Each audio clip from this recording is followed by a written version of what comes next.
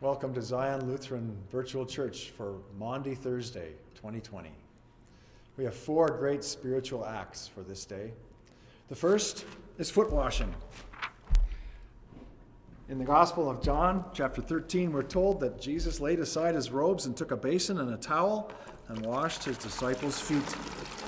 He literally adopted the role of a lowly slave, even though he was the host of the Passover meal they were about to share. It was the last act of preparation. It was the first act of the new commandment. Love one another as I have loved you, Jesus said. Peter, as usual, had objections to this break with tradition. He refused. What Jesus said, though, changed his mind. Unless I wash your feet, you have no part in me. Well then, Lord, not only my feet, but also my head and my hands. Jesus replied, whoever has bathed does not need to wash except for their feet, but they are clean all over, and you are clean, but not every one of you. What does that mean to you? We can't go into the nuances of Jesus' reply right now, except to say that it has led some of us to come into the service barefoot, shoes and stockings removed at the entrance, and to wash each other's feet as a sign that we are one in the love of Christ, that we forgive one another in the word of Christ, and our consciences are clean with respect to defending and supporting one another in the truth. The second great spiritual act of this day is reflecting on the 10 Commandments. We use the explanations of the small catechism to search our hearts, our lives, and our consciences. It leads us deep into prayer before the foot washing, and sometimes it leads us into a need for private personal confession and absolution. That's why in some of our churches, the pastors and elders are available throughout the day for one-on-one conversations that end with absolution. The third great spiritual moment for this day is the institution of the Lord's Supper.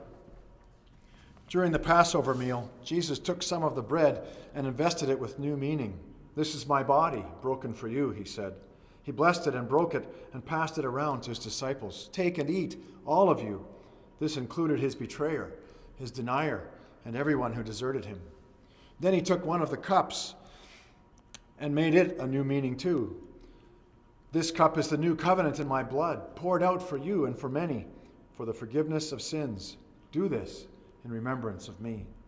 And so whenever we eat of this bread and drink of this cup, we remember Christ's death on the cross, and we participate in the new commandment to love one another as he loved us, and we receive his body and blood according to his words of institution.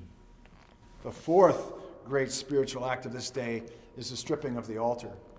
As Psalm 22 is read or intoned, we together remove every decoration from the chancel until the altar is completely bare, an empty slab, as barren and as desolate as the stone ledge that was waiting to receive Jesus' body.